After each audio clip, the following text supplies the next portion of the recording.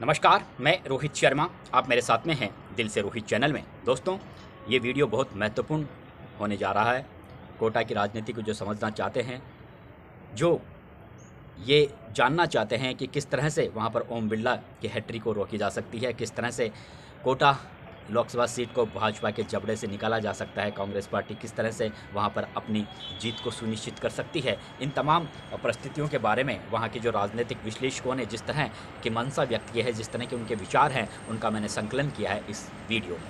तो मैं आज उसी बात को आपके सामने रखने जा रहा हूँ कि कोटा की जो राजनीति है, चंबल ज़रूर इस समय शांत है। चंबल उफान आने में अभी 3-4 महीने बाकी है। जब इंद्रदेव की मेहरबानी होगी उस समय चंबल में उफान आएगा, लेकिन वहाँ की राजनीति काफ़ी गरमाई हुई है। लेकिन सबसे बड़ी चिंता का विषय प्रहलाद गुंजल, जो सोच और जिस तमन्ना के साथ में उन्होंने नामांकन भरा था, शायद उनके दिमाग में ये था कि सचिन पायलट के सपोर्ट की वो कुछ ज़्यादा उम्मीद लगाए बैठे थे।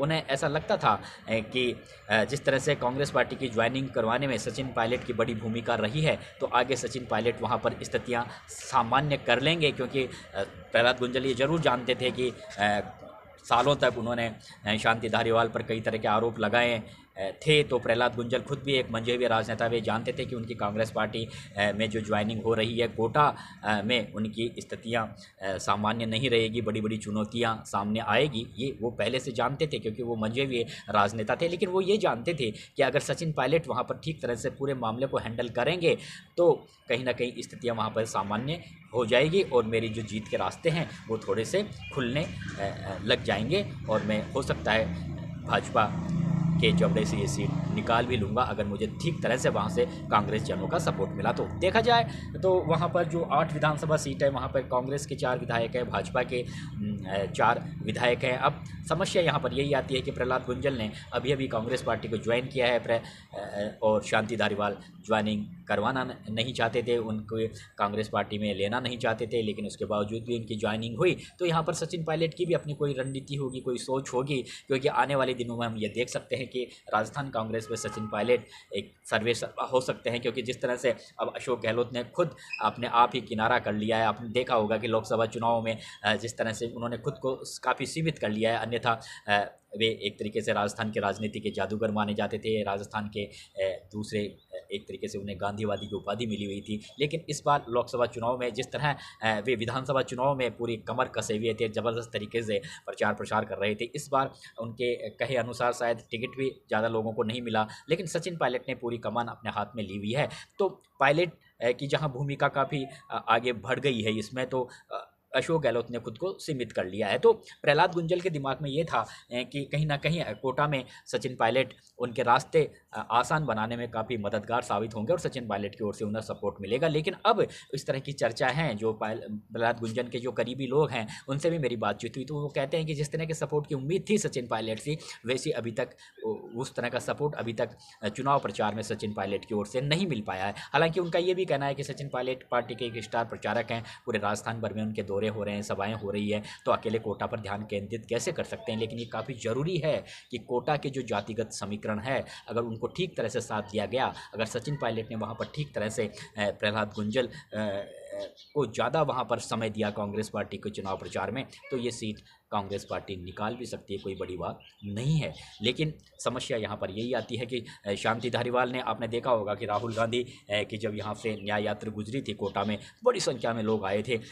तो अब जो राजनीति के जानकार लोग ये भी कहते हैं कि बाय द वे अगर यहाँ पर कांग्रेस पार्टी को हार का सामना करना पड़ता है, तो फिर क्या फिर उसके बाद में शांति धारीवाल कांग्रेस हाईकमान को अपना क्या मुंह दिखाएंगे? क्या फिर वो ये उस समय हो सकता है कांग्रेस हाईकमान उनसे ये सवाल भी कर ले कि आपने जब राहुल गांधी की यात्रा में इतने लोग आपकी यात्रा में आए थे कोटा में, तो फिर ये वोट क्यों नहीं डले? तो क्या आप क्या भाड़े के आदमी लाए थे, या फिर क्या आपने जो अपने समर्थक हैं, क्या आपने उनको ठीक तरह से हैंडल नहीं किया? प्रहलाद गुंजल से जिस तरह से आपके मतभेद चल रहे हैं, तो ये सारे सवालों के जवाब बाद में देने होंगे, लेकिन ये जब देने होंगे जब प्रहलाद गुंजल यहाँ से हारते हैं। फिलहाल हालांकि शांति धारीवाल बराबर उनके नामांकन रैली में भी थे, प्रहलाद गुंजल की सभाओं में भी जा रहे हैं, लेकिन लोगों का कहना है कि जो खटास है दिल में वो इतनी जल्दी दूर होगी भी नहीं। और खुद शांति धारीवाल भी कहते हैं कि जो वर्षों की खटास है प्रहलाद गुंजल से वो इतनी दूर होने वाली नहीं है। लेकिन इन सब हालातों से कांग्रेस पार्टी को वहाँ पर नुकसान भी तो हो सकता है, ये भी एक बड़ा सवाल है। इसलिए सचिन पायलट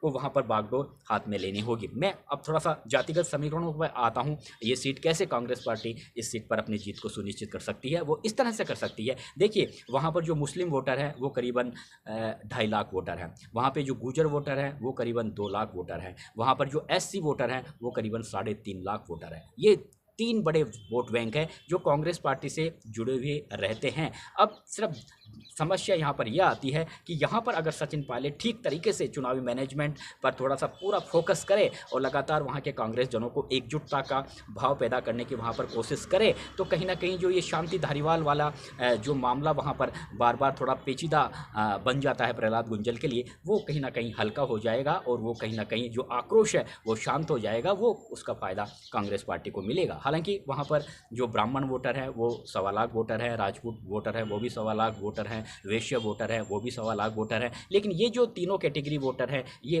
बीजेपी के अकाउंट में ज़्यादा जाते हैं, आप सबने देखा होगा। और जो OBC के वोटर हैं वहाँ करीबन 1 लाख वोटर है, जो ST के वोटर हैं वो करीबन 2.5 लाख वोटर है। तो ST के वोटरों में भी जिस तरह से मैंने कहा कि जो राम नारायण मीणा हैं वो काफ़ी कद्दावर नेता हैं, ग्रामीण क्षेत्रों में उनकी अच्छी पकड़ है, तो वह अगर वो भी हालांकि टिकट की दावेदारी कर रहे थे, लेकिन अगर वो भी साथ में अगर प्रहलाद गुंजल के साथ में लगते हैं तो फिर कहीं ना कहीं कांग्रेस पार्टी के रास्ते आसान बन सकते हैं। लेकिन ये जो अलग अलग जिस तरह की स्थितियां हैं, चाहे वो शांति धारीवाल हो, राम नारायण मीणा हो, इनको एकजुट करने में अगर अशोक चांदना एक बहुत बड़े गुर्जर समाज के एक युवा दबंग नेता हैं और वो पूरे दिल, चाहे वो अशोक चांदना हो, अशोक चांदना बिल्कुल वो जब प्रहलाद गुंजल की ज्वाइनिंग हो रही थी उस समय भी थे और वो बिल्कुल उनका सकारात्मक पॉजिटिव रवैया है। इसलिए जो चाहे CL प्रेमी हो, प्रहलाद ये अशोक चांदना हो और जो